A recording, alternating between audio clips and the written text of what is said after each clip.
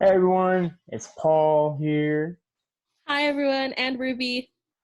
So we're going to be going over this strengths quest. So Dr. Cheryl Love, as you see here, was supposed to come in and give this, but unfortunately, there are things going on. She just decided to send it to us. So this is how we're going to do it. So strengths quest is a kind of way to go over your strengths or signature themes, and then are the place where our natural abilities and our motivational patterns merge to create sustained success. So this whole thing is going to try and figure out a little bit more of your personality and how you're going to work with people. And these strengths are a collection of related natural abilities that, once they are developed, will bring us success in whatever environment we choose to apply them. So, this would just teach you what kind of strengths you have and how to apply them to everyday stuff. So your natural motivated skills plus targeted development plus knowledge equals strengths, which is then in turn going to equal your sustained success. So basically, knowing what your strengths are and then knowing what your weaknesses are going to help you sustain your success. So, our strengths may lead to a specific major. They can determine our career path. They may represent the source of our success, or they may describe success in various careers. So the utilization of combined strengths may provide very types of success that will have our unique signature on it. So the way of how your strengths combined are gonna make it it's gonna make it your own, and it's gonna be your kind of own success. That won't necessarily be the same as everybody else around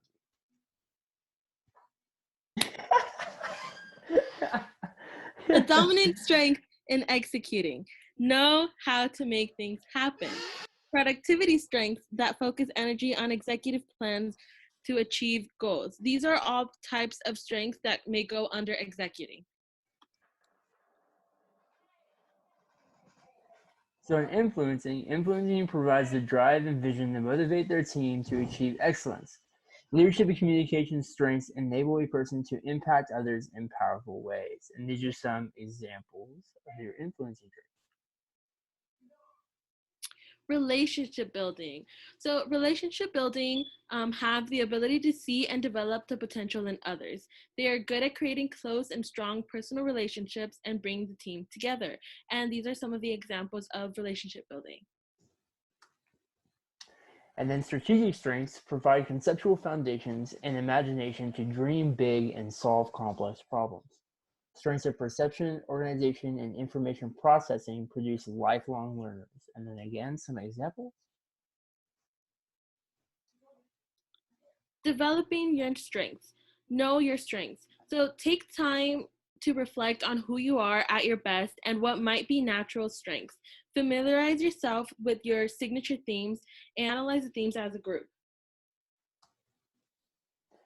So developing your strengths, you should value your strengths, see the genius of your strengths, and then realize how your strengths may have application to creating success for you. And then you need to make that connection. So see what your strengths are and then find that road that you need to travel to make those into your success.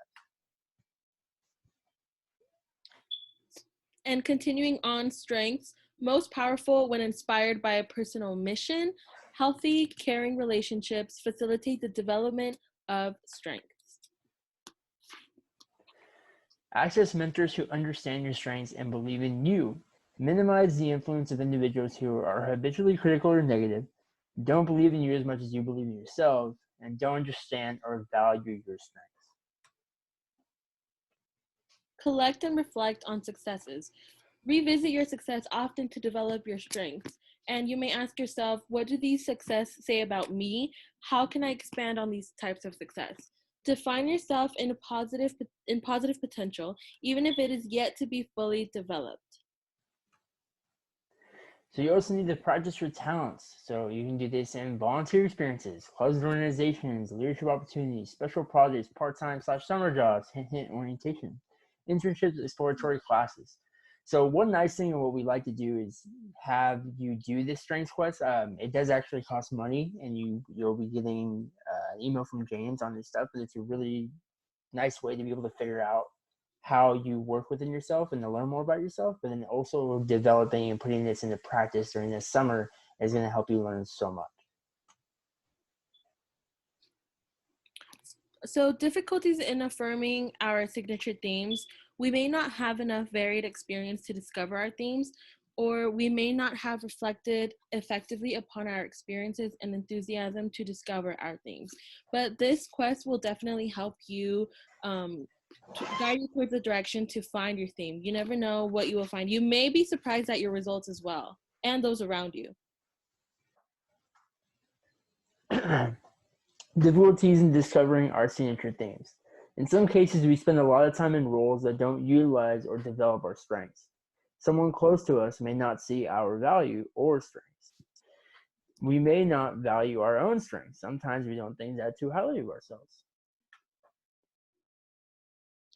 A little recap is become familiar with your strengths, value your unique strengths, develop your strengths, which can include activities, jobs, or volunteer work, pursue career paths which develop your strengths. And then that's where we see where the team's strengths are.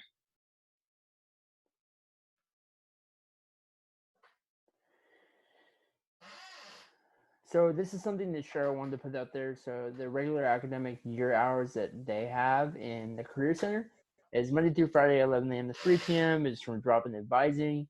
Individual appointments, choose your appointment day and time via handshake, Monday through Friday, 8 a.m. to 5 p.m. for Career Center hours. They also offer, if you want to go in and get your resume looked at, I personally go in there, they give me a lot of tips. So if you're looking at doing job fairs and doing other things like that, that's a good place to go get looked at. More things you'll learn too is that they also have a clothes closet, and you'll have to know all this information to be able to tell these people during the summer. But they have a clothes closet where you can go. I believe it's a certain amount of times a semester and get formal clothes for. You can go once a semester and get 6 pieces of clothing. Yeah, there you go.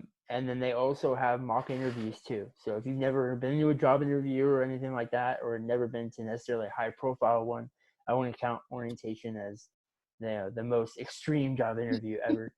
But you can go in there, they can do mock interviews with you, and you can get more comfortable. The more interviews you do, even if they're not technically real, is always going to get you better prepared for things in the future.